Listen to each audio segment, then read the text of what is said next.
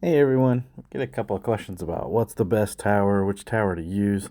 Uh, Pretty much the simple answer is whichever tower does the job or whichever tower you enjoy using.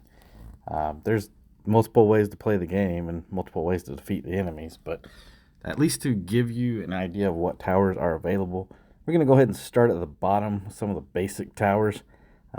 One of my favorite, the wooden cannon. I mean, it just starts the game off so simply. Just hits things, pretty much. So you've got that, you've got your slowing tower, and you've got your poison shooter. I don't have the regular versions of some of these. You actually see the little snow icon, little league foil version, we call it, so to speak, versions of these towers. So you also have the slingshot, the glaive thrower, and the whizzer. Now you'll laugh at the whizzer because it seems rather useless as you expand, but you will realize that you can actually have a ton of this, 22 of the league version, and it's very cheap. You get 80% when you sell it back. So if you're trying to kill off those last few creeps, you could actually make them run in circles, so to speak. If you have the time to do that, you can do that with this tower. That's why it's actually a pretty good tower. So that's pretty much it as far as this basic row. The only tower that will ever have any significance, so to speak, once you start getting other color towers. Um, Pretty much to point out, you have a poison tower here, and it can only be poisoned by one tower of the same type. So if you have four of these, you're not stacking four poisons on the enemy. You're basically just getting that big number on just the first poison shooter. So make sure you have that one near the beginning and maybe at the end if it runs out. Um, but it is a good tower. It does a lot of damage as far as that goes. Slingshot's just your air tower. They're pretty much basic towers, but they get the job done in the beginning. Now another air tower that's really good, toxic tower, especially for bats. Basically, it just spreads as you see from creep to creep. So it only has to hit one. You pretty much only need one of these things on the ground, and it's gonna spread to everything. Try to slow that down. I didn't use this tower as much, the stun tower, as much as most players. It gets recommended a lot. Pretty much your first CC tower, your or so-called crowd control tower. The more times you can hit something, the better chance it's going to die, right? So if you can put this into a beginning area and hold it there, you're going to get more hits and hopefully get that target down. Now, so definitely try this one out a good bit, as probably is better than what you may read it as. If you can stun those creeps and keep them in position. The stone tower doesn't seem that great in the beginning. It doesn't really do a lot of DPS. You'll notice later, maybe around level 50, you start having goblins that can throw fireballs at your towers and burn your towers down. Now, it doesn't mean your towers get destroyed and removed from the game. It just means they sit there and they can't do any damage until they fully repair themselves. This stone tower actually can take a lot of hits. If you haven't noticed, you actually have the heart button for toughness. 350, I think by default, most of these wooden towers are about 100. So it can pretty much tank in the beginning to help you out. Another poison tower here, the snake tower. Really good damage stacks up from this tower, so you definitely want to give that one a shot for a while. The prime cannon, it kind of shoots through things, and it's slow. If you can use it in the right way, it can be great. If you're not sure how to use it, it doesn't really do a lot. You have to play around with this one to figure out how to use it, how to line up the creeps in the beginning, have it shoot off from the side through the opening. Works great for the rats. And this one was one of the few towers I actually did not put a flying rune blocking on, because you could actually have the bats literally fly right over this tower and then right by the tower, so it gets several shots on all the bats. Especially if you can line two or three of these up, make them fly right through it, they'll never get past it. So try out the by not putting that flying rune in this one, can really help out. You'll notice some of the towers there's looks like they're identical. You've probably played on the UFO version, and they actually have different towers. You'll notice that if you go to group, you'll see UFO, and that means they're boosted by the UFO heroes. They pretty much do the same thing with a slight bonus of some sort in whatever tower that is. And that's where you'll see the locator and detector do the same thing. These towers are great for finding your invisible enemies. You'll stop using these towers once you have Hornet Hive or a colony of bats, as those basically can see invisible enemies as well. But that's going to be way up the road, so you'll want to have a few of these things just to see, or you'll have to use spells. One of your first, or actually it is your first underground tower, is the Digging Hunter. Does not do a lot of damage, but it's your only choice in the beginning. You'll start moving up to the Underground Predator later, but you have a League foil version of this one as well, and you can get up to 9 on that one. So always try to get those League foil versions when you can, if you find a tower that you like, because that usually it gives 20%. You'll notice at the bottom, that's typically what it is a 20% increase on damage. And they're all pretty much some bonus, but most of them are 20%. Just take a look and see what it's doing. The Cleansing Tower, very good tower, because I think the Satire and a couple of other things can heal themselves. You can't bring them down without a Cleansing Tower, and this definitely helps. So you pretty much can increase the time on that, or just throw a couple of these down just to make sure they stop healing. And there's a League version of it as well. One of the ones I like as well is the Assault Tower. I think it's your first long range. There's a 6 on that. One of the first ones that actually can use those far off tiles. So it's pretty good in that manner, and it's ground only.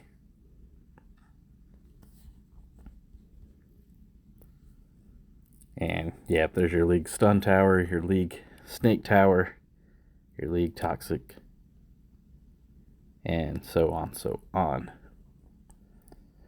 Now we're going to cover the blue towers. As you can see here, they are. Yeah, this is where probably the game might become its funnest point in the game. These are some great towers that have special abilities that are fun to play around with and give you a lot of choice once you get these in your arsenal. The Ice Tower can't be frozen. What that means is there's Yetis and a Summoning King that summons Yetis. They slow your towers down, I think 40%, maybe 50% firing rate. So you can only do half as much damage, most towers. And the Ice Tower isn't affected by that. So it definitely helps once you start seeing those Yetis on the field. The Totem Bane, basically what you see, 400% extra damage to totems. There are some healing totems and some speed totems. You want to take those down quick, and this is one of your better ways to quickly take them down. And you can see it's actually on par with the damage of the Ice Tower. I don't have these at 60 to give you an idea how they compare to these next towers, but at least you can see these are probably 4 of the mainstay towers, these next 4. As you can see, the damage is all very similar, and they are very good towers. All 3 of these are great starting towers. You can't go wrong by maxing that count and taking them into battle if you have enough slots. Try to always have 2 of these if you can. I'm going to say that if you see zombies, you need that Dragon Tower, because they do not die unless they are burned. And the Dragon Tower at least has a tick on it for a couple of seconds in case it doesn't get the last shot, to make sure they go down. The Sniper Tower, it basically replaces that Assault Tower. Great long range. Very, very good tower. This is probably my favorite tower during this. Actually, as you can see, I leveled the League version to level 81. I did like this tower a ton. And that wasn't just to give it extra levels. I think I actually used that up to that point. Great tower. The Machine Gun is a great one as well. Starts to take away the bats and the rats It fires so fast it starts to make them a little bit easier and less of a nuisance. And the deadly poison shooter comes just after these, and I pretty much always tried to find a way to get that into every map because it hits hard and it has a hard tick as well. So almost 10k there. I know it takes a couple seconds to get that 4.1, but if you can have that at the beginning and shortly 5 seconds down the road, it'll take a lot of things down. It is ground only, but it is a great tower nonetheless if you have a lot of ground targets. If you compare that with a machine gun and one of these other two, you're in for a treat. The next tower is your first slowing tower. Frost Tower, 48.1 points. That's a pretty good start, at least. Just so you know, the max cap of the game is 900. That's the slowest you can slow anything down. So this doesn't get quite near it, but at least you get an idea of how the slowing effect starts to work. Your first Curse Tower, that doesn't seem to be that good in the beginning, but everything goes down a bit easier when it has that curse on it, 68%. Without any runes, that definitely helps. It'll pull things down quick, so you can make sure it can hit everything. I think it is just one target at a time, but it definitely helps. The Spray Tower, it has a short but very beneficial time range in the game. Same thing with when you start seeing the jellyfish boss, those gnats are very, very hard to take down. So if you have about 3 or 4 of these lined up in a certain area, you don't have to worry about the gnats. And it can still fire at the jellyfish as it takes them down. That was probably my most beneficial use for this tower, at least until Hornet Hive came in. And it definitely helps in that manner.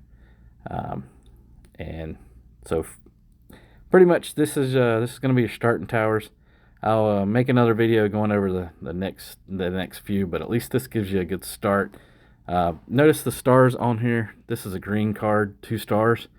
If you evolve it a few times, it adds extra stars.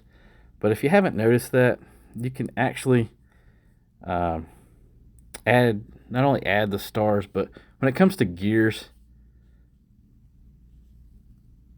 we can actually put some other thing.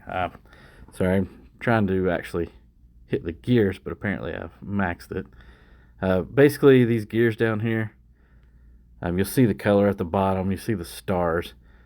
If you have 2 stars, you can use a 2-star gear. If it has a green color, you can still use a green gear. I wouldn't advise using, say, a blue gear on a green card. You can. You're not really going to ruin anything.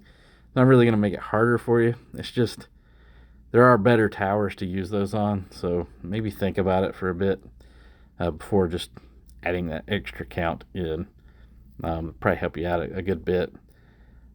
But these are pretty much your starting towers.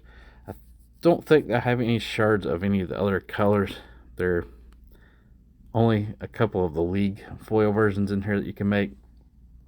Same thing with the UFO. There is a splitter version as well. And that basically does it for our beginning level towers. There's not really any wrong tower, so don't worry if you went too far going towards one tower or another. They're all great. You can't really mess up. They're really good. I just there are some towers that do better damage than others, but try to balance the damage towers versus your crowd control and your amplifying towers, because one more machine gun might not be better than 33 to 68% more damage. So kind of think that through, and hopefully that'll help you out a good bit.